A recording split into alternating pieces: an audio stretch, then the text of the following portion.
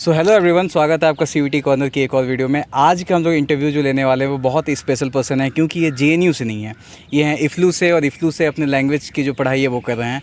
तो चलिए इनसे मिलते हैं, इनका इंट्रोडक्शन लेते हैं, इनकी पूरी जर्नी जानते हैं, और ये क्या है इनकी कहानी और क्या ये एडवाइस देना चाहते हैं आपको, उसको भी समझते हैं। और हम लोग जानने वाले हैं इसमें इफ्लू में और पढ़ाई कैसी होती है, इफ्लू के सेंटर्स कैसे हैं, और ओवरऑल इफ्लू कैसा है। तो बने रहिए इस वीडियो में। सो हेलो, आपका बहुत बहुत वेलकम है आपका जेएनयू में, क्योंकि आप जेएनयू से हैं नहीं, तो एक मैं जेएनयू का होस्ट की तरह आपको वेलकम कर रहा हूँ। सबसे पहले आप छोटा सा एक इंट्रोडक्शन दे दीजिए सारे व्यूअर्स को। हेलो एवरीवन, मेरा नाम ऋषि कुमार है और मैं इफ्लू से जापानीज़ की पढ़ाई कर रहा हूँ और मैं सीयूईटी एग्ज़ाम दिया था, उससे इफ्लू में मेरा एडमिशन हुआ है। कौन से बैच के हैं आप? मैं 2022 से 2026 वाले बैच का हूँ। ओके, मतलब कि 4 साल की है आपकी? हाँ। ओके। सो ऋषु, अगर बात करें आपके सीयूईटी के जर्नी की, तो आपकी जर्नी कैसे थी? आपके कौन से सब्जेक्ट वीक थे, कौन से सब्जेक्ट स्ट्रॉन्ग थे? आपने कैसे कोप अप किया? क्या थी आपकी ओवरऑल जर्नी, और आपने कहाँ से पढ़ाई की, कौन कौन से सोर्सेज से पढ़ाई की, कौन कौन से बुक्स पढ़े आपने? देखिए, मैंने तो 12 22 में ही दिया था, तो मेरे को बहुत ज़्यादा टाइम नहीं मिला था, और ये हमारा लगभग 5 मंथ का गैप था। तो उसमें जो करना था, तो अगर मैं बोलूँ एक सोर्स, तो ये कहना सही नहीं रहेगा, क्योंकि कोई भी एक चैनल या कोई भी एक प्लेटफॉर्म परफेक्ट नहीं होता। बिल्कुल। तो ऐसा नहीं है, आपको खुद से देखना होगा कि कौन सा सही चल रहा है, मतलब आपको कहाँ कंटेंट अच्छा मिल रहा है, आपको वो चीज़ सर्च करना होगा। अगर ये मतलब आप यूट्यूब से मिल रहा है फ्री, अगर वीडियोस अच्छे मिल रहे हैं तो आप उससे करिए, नहीं मिल रहे तो बहुत सारे प्लेटफॉर्म्स भी होते हैं काफ़ी सारे, तो आप उसमें से कर सकते हैं। मतलब आपको खुद देखना होगा आपको आपके लिए क्या बेस्ट है। बिल्कुल। तो मैंने बहुत सारे यूट्यूब चैनल्स को फॉलो किया था, बहुत सारे, मैंने 1-2 ऐसे लिया भी था, वो जो क्रैश कोर्स या फिर वैसा कराते हैं, पेड बैच। हाँ, पेड बैच। हाँ, और आपको उससे कितना बेनिफिट हुआ? तो ओवरऑल काफ़ी सही एक्सपीरियंस था, मतलब मैंने काफ़ी वो, बस आपको कंसिस्टेंसी रखनी होगी। आप ऐसा नहीं है कि पेड बैच लेंगे तभी आपका सीयूईटी निकलेगा। बहुत सारे बच्चे खुद भी मेहनत कर रहे हैं, ऐसा लास्ट मोमेंट में बस आपको पेड बैच एक काम ये देता है कि आप जैसे यूट्यूब से पढ़ रहे हैं तो आपकी कंसिस्टेंसी नहीं रहती। आपने आज पढ़ा, आपका कल मन नहीं किया, आपने परसों मन नहीं किया। पेड बैच में क्या होता है, आपकी एक कंसिस्टेंसी होती है कि आपका संडे को टेस्ट होगा तो होगा, तो उससे आप पढ़ते हैं। अगर वो पढ़ा ना भी रहे तो आप खुद से पढ़ेंगे, क्योंकि आपको उनके टेस्ट में पास होना है। तो जस्ट वही होता है कि आपको एक कंसिस्टेंसी मिलती है। वो लोग डेली क्लास लेंगे तो आपके माइंड में रहेगा अच्छा आज पढ़ना है, आज पढ़ना है, तो जस्ट आपको एक माहौल मिल जाता है।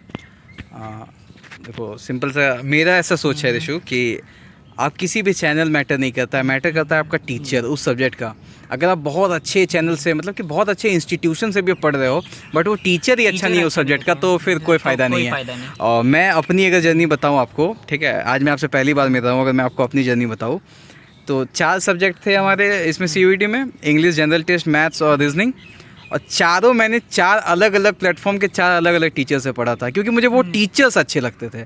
ऐसा नहीं है कि मैं, ये कि आपको जहाँ खुद से देखना होगा कंटेंट कहाँ मिल रहा है आपको अच्छा, और आप किन टीचर से ज़्यादा, मतलब कि होता है ना कि एक टीचर ऐसा होता है जो आपको पसंद आएगा, दूसरे बच्चों को नहीं पसंद आता है, उसी तरह का वो बात है। ठीक है, बात करें अगर इफ्लू का, तो इफ्लू में आपने कहा कि आप जैपनीज़ पढ़ रहे हैं, आप जैपनीज़ में बीए ऑनर्स कर रहे हैं, तो कैसा जैपनीज़ लैंग्वेज कैसा है, जैपनीज़ का सेंटर कैसा है, और इफ्लू कैसा है? इफ्लू तो काफ़ी बढ़िया है और डिपार्टमेंट भी काफ़ी अच्छा है। जैसे हमारे इफ्लू में क्या है कि बहुत ज़्यादा बच्चे नहीं है, मैक्सिमम लिमिट 20 ही है। तो अब 20 भी कभी सीट भरता नहीं है। जैसे लास्ट ईयर भरा था जापानीज़ का, बस 15, 16, 18 ऐसे रहता है। तो टीचर से 1 घंटे की क्लास में आपको पूरा फोकस कर पाते हैं। एक बच्चे को टारगेट करेंगे, कौन छूट रहा है पीछे, कौन, ऐसा वो काफ़ी ध्यान देते हैं। और इफ्लू में एक अच्छी बात ऐसा लगती है कि वो ऐसा नहीं है कि आप जाओ और बस पढ़ ही रहे हो। एक्स्ट्रा करिकुलर एक्टिविटीज़ लाइक वो डिपार्टमेंट से रिलेटेड, जैसे हमने हाल ही फिलहाल फरवरी में बुनका सा इवेंट करा था, तो जापानीज़ कल्चर को हमने काफ़ी वो रिलेटेड सारे फंक्शंस कराए थे। तो ऐसा नहीं है आपका ऐसा नहीं है कि वहाँ जाके आपको सिर्फ पढ़ते ही रहना, आपका ओवरऑल डेवलपमेंट कराएंगे। जैसे अगर मैं एग्जांपल और दूँ डीपली जाके, तो जैसे हमारे इंटरनल्स में वो बोलेंगे कि एक शॉर्ट फिल्म बनाओ या शॉर्ट वीडियो बनाओ जिसमें एक कन्वर्सेशन हो जापानीज़ में। आपको एक सीन देंगे कि आप ऐसा सिचुएशन में हो तो आपका एक वीडियो बनाओ। तो इससे क्या होता है, आपका ओवरऑल ग्रोथ होता है। हमारे सोसाइटी के जो जापानीज़ सोसाइटी क्लास होती है, तो उसमें से आपको पीपीटी बनाना पड़ता है। तो उससे क्या होता है कि आप तो लैंग्वेज सीख रहे हो, आपकी कंप्यूटर नॉलेज भी बढ़ रही है। आप पीपीटी बना रहे हो, आप शीट्स रेडी कर रहे हो, प्रेजेंटेशन आप सीख रहे हो, आप प्रेजेंट करना सीख रहे हो, आप क्लास में जाके बोल रहे हो तो आपकी पब्लिक स्पीकिंग अच्छी हो रही है, बिल्कुल बिल्कुल। आप प्रेजेंट कर रहे हो जब उसको, तो ओवरऑल डेवलपमेंट हो रहा है, तो ये मुझे काफ़ी पसंद आता है। अच्छा, तो जैसे कि आप आज पहली बार जेएनयू आए हैं इंडिपेंडेंस डे के मौके पे, आपने काफ़ी जगहें घूमी, ठीक है, कैंपस भी थोड़ा मोड़ा घूमा होगा, आप सुबह से हैं यहाँ पे, तो कैसा लगा आपको कैंपस? और इफ्लू का कैंपस कैसा है? इफ्लू के बारे में बहुत बच्चे मतलब कि जानना चाहते हैं बट उतना सोर्स नहीं है। जेएनयू के बारे में मैं हूँ, काफ़ी लोग हैं बताते रहते हैं, बट इफ्लू के बारे में लिटरली मैं बताऊँ तो मैं भी इफ्लू के बारे में उतना ही जानना चाहता हूँ। तो प्लीज़ आप मुझे भी थोड़ा बताइए, सारे व्यूवर्स को भी, सारे बच्चों को भी बताइए जो एडमिशन लेना चाहते हैं। तो नहीं, इफ्लू छोटा है पर काफ़ी सुंदर है, ये तो कहना पड़ेगा। मतलब जैसे जेएनयू में क्या है कि बहुत सारे लाइक यूट्यूबर्स या फिर है, तो इफ्लू को ना बहुत, जेएनयू को बहुत कोई जानता है, पर इफ्लू में उतने यूट्यूबर्स या कहे कि उतना उसका वो कहते हैं ना क्रेज़ नहीं है। पर ऐसा नहीं है, इफ्लू भी काफ़ी सुंदर है। मैं स्टूडेंट्स को बता दूं कि अगर आप फॉरेन लैंग्वेज के क्षेत्र में हैं तो जेएनयू के बाद जो लैंग्वेज इंस्टीट्यूट है वो इफ्लू है, बेस्ट है। Please don't take me wrong, but EFLU की जो पढ़ाई की जो क्वालिटी वो बहुत अच्छी है, एकेडमिक्स बेस्ट है वहाँ का, बहुत अच्छी है वहाँ पे। और मतलब कि मैं तो खुद अपने स्टूडेंट्स को बोलता हूँ कि अगर आपको सिर्फ पढ़ाई करना है, अगर आपको मतलब कि पढ़ाई करना है, अगर आपको एकेडमिक्स में 100% फोकस करना है तो इफ्लू जाओ। और अगर आपको ओवरऑल ग्रोथ करना है, यानी कि आपको पॉलिटिक्स में भी थोड़ा बहुत जाना है, आपको मतलब नारेबाजी भी करना है, आपको पढ़ाई के टाइम पे पढ़ाई भी करना है, आपको रात में घूमना भी है, तो आप जेएनयू आओ, ठीक है, क्योंकि जेएनयू की कैंपस लाइफ काफ़ी अच्छी है। जेएनयू का आप देख सकते हो, काफ़ी बड़ा है, तो आप 11 किलोमीटर का कैंपस है हमारा, तो काफ़ी ज़्यादा चीज़ें हैं। और यहाँ पे अच्छा खैर उन सब बातों पे बाद में बात करते हैं। पहले आप ये बताइए कि आपने जैपनीज़ क्यों चूज़ किया? क्या आपका मतलब कि कुछ ऐसा इंटेंशन था कि जैपनीज़ लेना है, या फिर बस आपने मेरा फेवरेट सब्जेक्ट था वो। अच्छा, वो उसके बारे में बात करेंगे, पहले क्वेश्चन सुन लीजिए। तो क्या आपका इंटेंशन था कि, अब तो ये क्वेश्चन का मतलब ही नहीं बनता है, बट मैं पूछने चाह रहा था आपसे कि क्या आपका कोई इंटेंशन था जैपनीज़ लेने के लिए, या फिर बस आपने फिल कर दिया मार्क्स को देख करके अपना? नहीं, ये मैं पहले से सोचा हुआ था, क्योंकि मैंने जैसे इफ्लू में एडमिशन लिया, अप्लाई किया था काउंसलिंग के लिए, तो मेरा पहले चाइनीज़ में हुआ था, उसके बाद जापानीज़ में हुआ, तो फिर मैंने पहले चाइनीज़ चूज़ किया, फिर मैंने वहाँ से एडमिशन कैंसिल कराया, फिर मैंने जापानीज़ लिया, क्योंकि मैं काफ़ी दिन से सोचा होता है इस लैंग्वेज के बारे में, मुझे कंट्री काफ़ी पसंद है, यहाँ के कल्चर काफ़ी। तो आप एनीमे वगैरह तो ज़रूर देखते होंगे फिर? हाँ, थोड़ा बहुत। ऐसे मैं भी बता दूं कि मैं भी जैपनीज़ सीखना चाहता हूं और शायद कोशिश करूंगा सीखने के लिए। मेरे कुछ दोस्त हैं, वो मुझे बोलते हैं कि तुम एनीमे वगैरह देखना स्टार्ट करो, जैसे कि डीमन स्लेयर हो गया, देन वो अरे वो जो अरे नहीं वो जो नोटबुक वाला डेथ नोट, तो ये सब वो मुझे बोलते हैं देखने के लिए, बट ठीक है देख लूँगा यार, सीख लूँगा, ठीक है। तो अगर आपके वो प्रोफेसर्स के बारे में बात किया जाए कि प्रोफेसर और स्टूडेंट का रिलेशनशिप कैसा है, कैसे वो मोटिवेट करते हैं, क्या वो इनकरेज करते हैं बच्चों को, तो क्या है? खैर मुझे इतना तो पता है कि अगर आपका क्लास का ये जो स्ट्रेंथ है बहुत कम है, 17-18 आपके बच्चे हैं क्लास में, तो कहीं ना कहीं वो जो है बहुत अच्छे से क्लास होती होगी। जेएनयू में थोड़ा सा पॉपुलेशन ज़्यादा है, आई थिंक 39 या 40 सीट्स हैं जैपनीज़ में, और ऑलमोस्ट फुल ही हो जाता है। भले बाद में कैंपस से आपको निकाल देगा अगर आप पढ़ोगे नहीं तो, यहाँ पे सीधा निकाल दिया जाता है, बट कहीं ना कहीं अगर कम बच्चे होते हैं और टीचर्स भी ज़्यादा ध्यान देते हैं, तो हमें वो बताइए आप। नहीं, प्रोफेसर्स भी काफ़ी अच्छे हैं, काफ़ी सपोर्टिव है। लाइक अगर आप क्लास में कोई दिक्कत हो रहा है तो आप इवन उनके ऑफिस में जाके उनसे कुछ पूछ सकते हो, अगर वो फ्री है तो आप उनसे पहले ईमेल लिख लो कि अगर हाँ आप फ्री है, जिनसे आप फ्री है या नहीं, आप उनके ऑफिस चले जाओ, उनसे कुछ पूछ लो, ऐसा नहीं है। और इफ्लू में एक और चीज़ है कि यहाँ जैसे क्या है कि अगर आप सेमेस्टर में फ़ेल करते हो तो आपको फिर सप्लीमेंट्री नहीं होती है, शायद मतलब आपको पास करना ही पड़ेगा। हाँ, वहाँ है सप्लीमेंट्री का ऑप्शन है, तो ऐसा नहीं है, आपके पास दोबारा मौका मिलेगा अगर फेल कर गए तो। मिलेगा या नहीं मिलेगा? नहीं मिलेगा, मैं जेएनयू की बात कर रहा था कि जैसे यहाँ सप्लीमेंट्री है, मतलब कि अगर आपका तबीयत वगैरह खराब हो गया तो आप दे सकते हैं, बट नॉर्मल केस में ऐसा नहीं है कि आप खुद के चक्कर में आप पढ़े लिखे नहीं और मार्क्स खराब आए तो फिर आपको सेंटर से निकाल देंगे लोग। नहीं, वहाँ मतलब आप वो तो फिर लाइक अब बच्चे भी तो काफ़ी स्मार्ट होने लगे हैं ना, अगर वो पढ़ेंगे नहीं फिर लास्ट में अगर कहीं से लाइक आप समझ नहीं रहे हैं, तो बच्चे भी काफ़ी स्मार्ट है, तो एक मौका दिया ही जाता है सभी को, ऐसा नहीं है, सभी को एक मौका मिलता है कि सप्लीमेंट्री पास करने का। चलिए सही है फिर तो। अच्छा, अगर बात करें हॉस्टल्स वगैरह का या फिर एकोमोडेशन का, फूडिंग का, लॉजिंग का, तो क्या सीन है? क्योंकि इफ्लू हैदराबाद में आता है तो कहीं ना कहीं थोड़ा सा वो तमिलियन कल्चर आ जाता है। तमिल ही है ना उधर का लैंग्वेज, तो तमिलियन कल्चर, तेलुगु सॉरी, तो तेलुगु का जो कल्चर है वो आ जाता है, उधर के रीति रिवाज, उधर के फूड आइटम्स, खान पान, एकोमोडेशन, तो वो कितना आप कहाँ से हो वैसे? बिहार से। बिहार से, तो कहीं ना कहीं वो हमारे कल्चर को बहुत ज़्यादा ढालने में दिक्कत होता होगा थोड़ा सा, तो उसके बारे में बताइए। खाना पीना कैसा है, टेस्ट कैसा रहता है, हॉस्टल एकोमोडेशन क्या है? हॉस्टल तो काफ़ी अच्छे हैं, लाइक रूम्स काफ़ी सही है, काफ़ी बड़े बड़े हैं। और मतलब मेस बिल का भी एवरेज ही कह सकते हैं, जिस हिसाब का वो खाना दे रहे हैं वो मेस बिल भी ठीक ही है। कितना आता है? अप्रॉक्स 3500-4000 के आसपास। और जहाँ तक कल्चर की बात करें तो हाँ, थोड़ा तो अलग हो जाएगा आपको, मतलब थोड़ा तो घर को आप मिस करिएगा ही, क्योंकि वहाँ आप जो यहाँ फ़ील कर रहे हैं वो वहाँ नहीं फ़ील कर पाएंगे। वहाँ आप यहाँ घर पे दिवाली मनाते हैं, छठ मनाते हैं या और कोई, अब वहाँ वो फेस्टिवल्स नहीं होगा तो आपको फिर थोड़ा सा हाँ थोड़ा सा लगता है यार कहाँ आ गए हाँ। इतनी दूर। और मेन बात क्या है कि वहाँ मतलब उतने, जैसे होता है ना कि वहाँ काफ़ी एक कल्चर डाइवर्सिटी आ जाती है, कल्चर में चेंज आ जाता है, तो आपको थोड़ा सा लग सकता है, पर अगर आप अडेप्ट कर लेते हैं जल्दी तो ये आपके लिए काफ़ी अच्छा है। अच्छा रिशु, अगर हम लोग बात करें ओवरऑल इफ्लू के बारे में, तो आप क्या कहना चाहेंगे? किन स्टूडेंट को एडमिशन लेना चाहिए, और जिनको एडमिशन लेना चाहिए उनके लिए आप क्या सलाह देना चाहेंगे? मैं तो कहूँगा जो सिर्फ जिनका सिर्फ पढ़ने पे ध्यान रहता है, वो एकेडमिक्स को प्रायोरिटी रखते हैं, वो आ सकते हैं, क्योंकि बहुत ज़्यादा एक्स्ट्रा करिकुलर जैसे पॉलिटिक्स नहीं है, या फिर ऐसा पॉलिटिक्स के लिए अगर आपको चाहिए तो JNU आना होगा, या फिर बहुत सारी सिर्फ वो लैंग्वेज पे ही फोकस है, वो पूरा लैंग्वेज ही है वहाँ।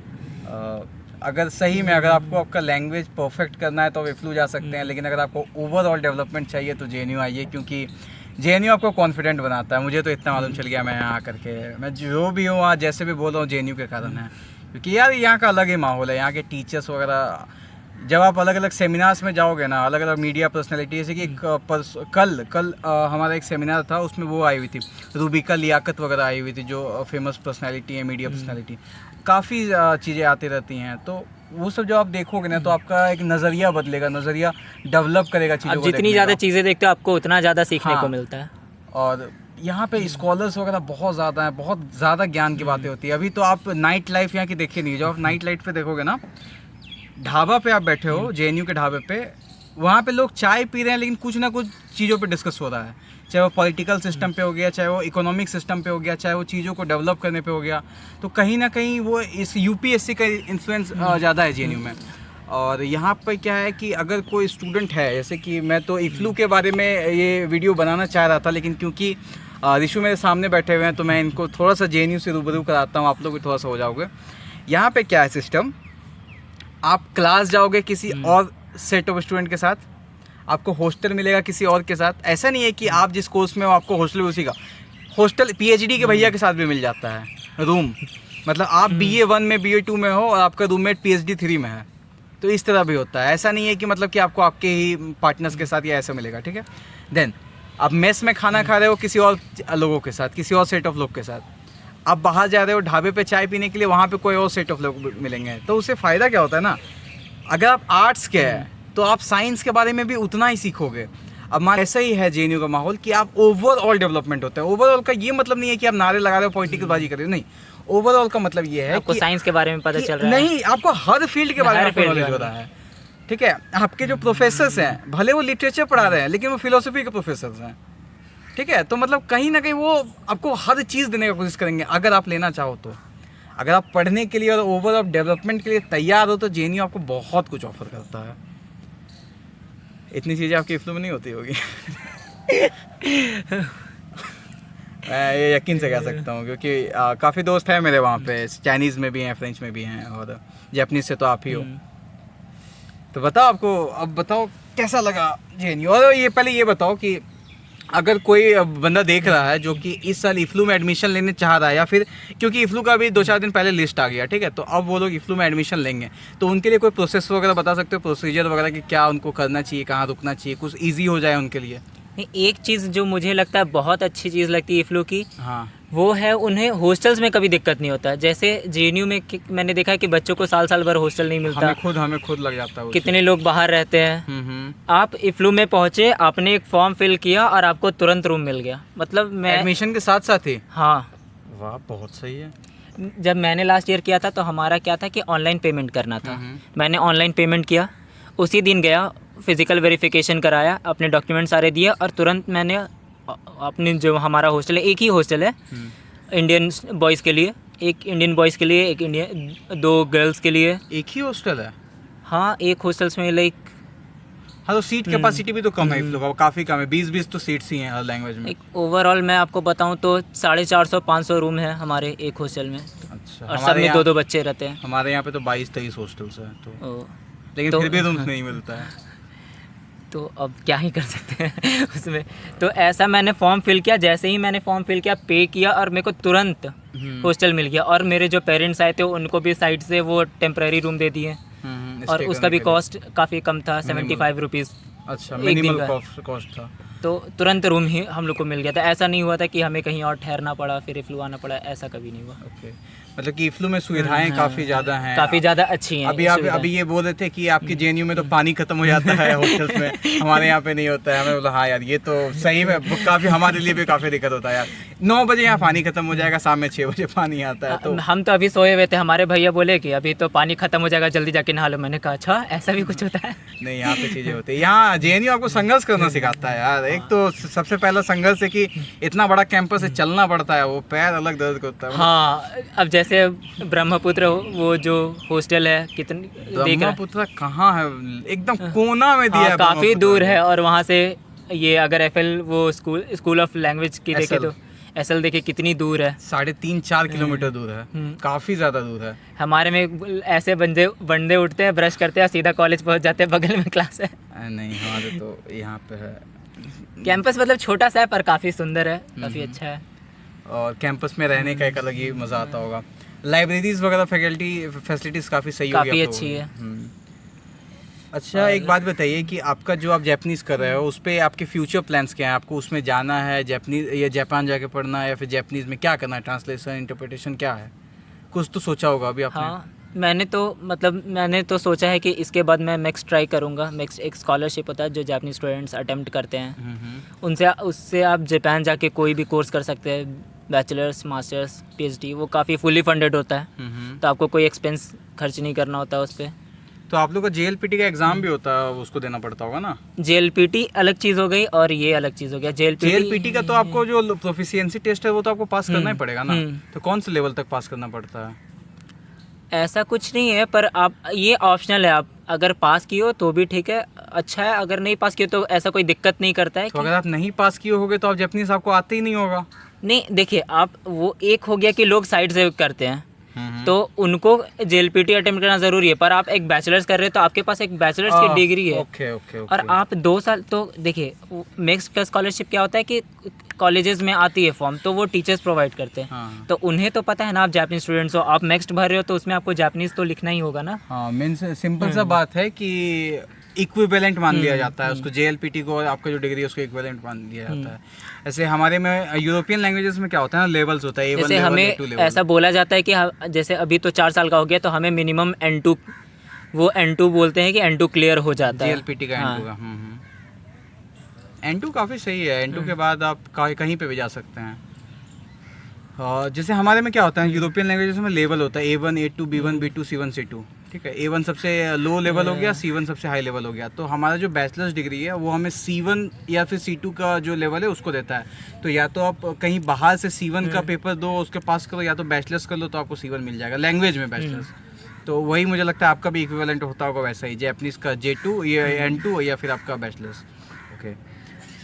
हाँ, एक चीज़ और, लोग कंफ्यूज हो जाते हैं कि ये N1 N2 चलता है, ऐसा नहीं होता है। ये N5 चलता है। N5 मतलब N4, N5 सबसे लो लेवल होता है, N1 सबसे हाई लेवल होता है। अब मुझे भी थोड़ा सा अजीब लगा था जब परसों सत्यम ने मुझे बताया था ऐसा। तो आपसे काफ़ी बातें हो गई। अगर आप कुछ अपनी तरफ से अगर कुछ किसी को भी कहना चाहे कि वहाँ जा करके क्या करना है वगैरह, पढ़ाई कैसी होती है, या कुछ भी अगर आप अपनी तरफ से कुछ कहना चाहे स्टूडेंट्स को तो कह सकते हैं, और फिर हम लोग वीडियो एंड करते हैं। क्या ही बोलूँ, मतलब आप अगर पढ़ने में अच्छे, मतलब पढ़ने में इन द सेंस कि आपके पास कंसिस्टेंसी है। इफ्लू अगर आप पहुंच गए तो आप पढ़ने में अच्छे हो, सिंपल सी बात है। जेएनयू पहुंच गए हो, पढ़ने में अच्छे हो, उसमें तो वो कोई दो राय नहीं है कि आप पढ़ने में अच्छे नहीं हो। देखिए बात ये होता है ना कि आप जितनी अच्छी कॉलेज में जाते हो ना, डिस्ट्रैक्शंस भी उतने ही होते हैं। लाइक बहुत सारे इवेंट्स होते हैं, हर दूसरा दिन कोई इवेंट होगा कहीं। आप दोस्त है तो अभी अरे चलो ना आज मूवी देखने चलते हैं, आज यहाँ घूमते हैं, आज वहाँ घूमते हैं। तो एक होता है ना, आपको डिस्ट्रैक्शंस के बीच में आपको खुद को फोकस करके रखना होता है। प्रायोरिटी सेट करनी पड़ती है बहुत ज़्यादा। आपके प्रायोरिटीज 1 पे क्या है, 2 पे क्या है, 3 पे क्या है, ज़्यादा इधर उधर दोगे तो फिर दिक्कत हो जाएगी। और एक बार कहते हैं लैंग्वेज एक बार छूट गया तो फिर वो पकड़ना बहुत। अरे भाई अभी हमारा सेमेस्टर ब्रेक था, ठीक है, ईयर ब्रेक था, 1.5 महीने छुट्टी हो गया। अभी यार मैं क्लास में जा रहा हूँ, कुछ समझ में ही नहीं आ रहा है। तो मतलब वैसे ही हमारी इफ्लू में समर वेकेशन थी 3 महीने की। बच्चे सब भूल के बैठ गए होंगे। घर पे कोई नहीं पढ़ता यार, घर में मोटिवेशन ही नहीं आता वो बात पढ़ने वाले, पढ़ता भी नहीं है कोई भी। तो वही बात है। चलो मुझे लगता है कि आप लोग को काफ़ी ज़्यादा आपको इफ्लू को समझने में मदद मिला होगा। आज ये आए थे, हमारे भाई हैं, आज ये आए जेएनयू इंडिपेंडेंस डे के मौके पे। इनके भैया यहाँ पे चाइनीज़ में हैं, तो ये आए हुए थे। तो मैंने सोचा कि क्यों ना एक वीडियो बना जाए, इससे अच्छा शायद मुझे मौका मिलेगा भी नहीं एक इफ्लू के स्टूडेंट से कांटेक्ट करने का। तो आई होप कि आपको वीडियो पसंद आया होगा। आप इंस्टाग्राम पे हो? हाँ। ओके, तो चलो मैं इनका कांटेक्ट आपको नहीं देने वाला हूँ, मैं बस अपने लिए पूछ रहा था, ठीक है।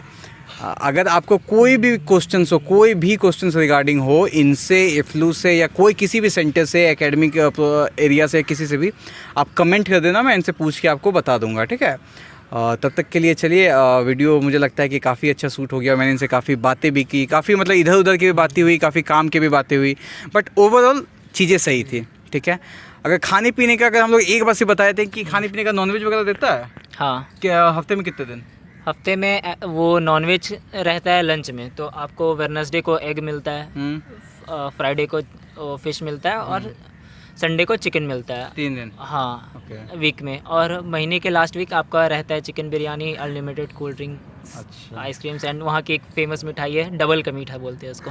डबल का मीठा? हाँ। या फिर एक होता है रवा केसरी। एक वो उधर आता है ना, एप्रीकॉट का जो मिठाई होता है। हाँ, वो एप्रिकॉट डिलाइट उसको बोलते हैं। अरे बड़ा सही उसका नाम है यार। उसका नाम मैं भी काफ़ी भूल जाता हूँ। काफ़ी मतलब कि मैं 10 महीने से उसका नाम नहीं। यूट्यूब वगैरह पे मैं देखता हूँ, मैं काफ़ी अच्छा लगता है मुझे, ठीक है। तो चलो यही सब बातें हो गई। काफ़ी के लिए काफ़ी अच्छा जगह है हैदराबाद, ये तो कहना। हैदराबाद की बिरयानी तो फेमस भी है पूरे हिंदुस्तान में। खाया है कभी आपने वहाँ की बिरयानी? हाँ। कैसी है? अच्छी है? काफ़ी। सिर्फ हाइप है?